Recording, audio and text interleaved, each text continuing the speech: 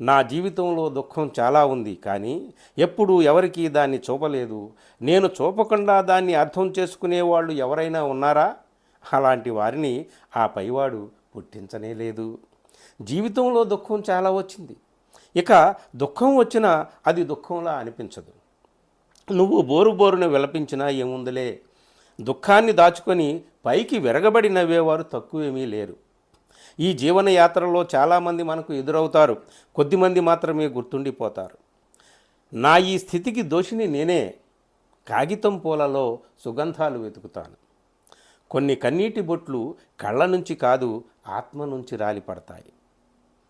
కళ్ళు మాట్లాడేవి, అన్ని శబ్దాలు మాట్లాడలేవు.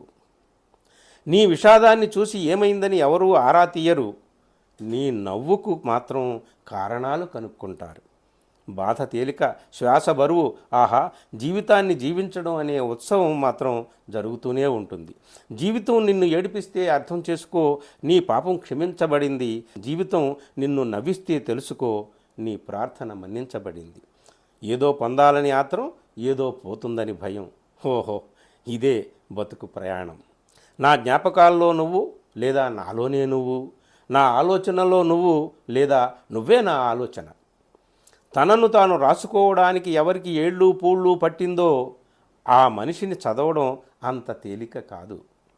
నుదిటి రాతలు కొన్ని బంధాలు సగమే రాసి ఉంటాయి, కానీ వాటి జ్ఞాపకాల సుగంధాలు జీవితం అంతా ఉంటాయి. మనిషి మారిపోయాడు అంటారు. మనకేం తెలుసు అతను ఏ చిక్కుల్లో చిక్కుకున్నాడో?